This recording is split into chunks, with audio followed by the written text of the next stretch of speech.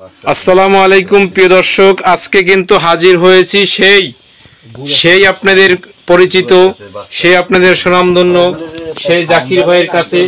দেখতেছেন জাকির ভাই দুইটা কিং কোবরা জাতি সাপ এবং তার সামনেই রয়েছে একটি বালতি, বালতির ভিতরে রয়েছে অনেকগুলো কিং কোবরা সাপের বাচ্চা।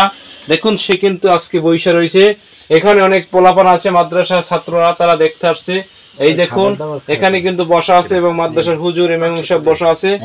এই দেখুন তারা কিন্তু সাপ দেখার জন্য আসছে এই জাকির ভাইয়ের কাছে। আজকে জিজ্ঞাসা করবো কেমন করে জাকির ভাই সাপ ধরে এবং তার কাছে কত প্রজাতির সাপ আছে এবং কত ভয়ঙ্কর সাপ আছে। এই দেখেন যে সাপের বাচ্চা ফুটাইছে। আমি জিজ্ঞাসা করি কে কিভাবে সে সাপ করে ধরলো। আচ্ছা কিভাবে ধরলেন সাপগুলো? সাপগুলো ঘরের ভিতরে যে ধরছি, ঘরের ভিতরে মানুষের মুরগির বাচ্চা খাইছে এবং মুরগি মারছে। সেই এক ঘর দিয়ে সালাইয়া 45টা ডিম সহ সাপটা ধরা উদ্ধার হয়েছে, 45টা। কথা বলতে আসলে ওই যে ডিমের বাচ্চাগুলো দেখতেছেন ওগুলো কিন্তু সেই সাপেরই বাচ্চা।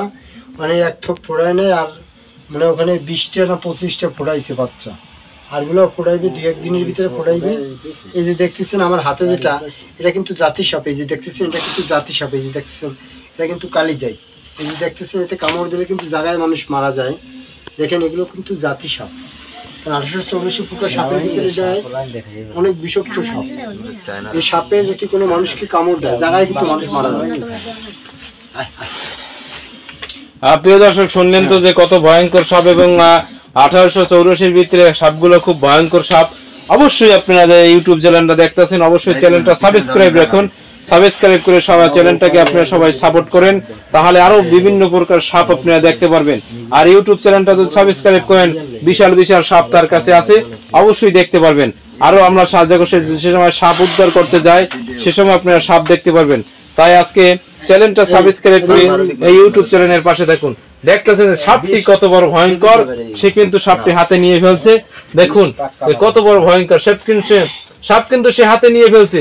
প্রিয় দর্শক, চ্যানেলটা যদি সাবস্ক্রাইব করে না দেন তাহলে তো তার মনের আনন্দ দিতে হবে না।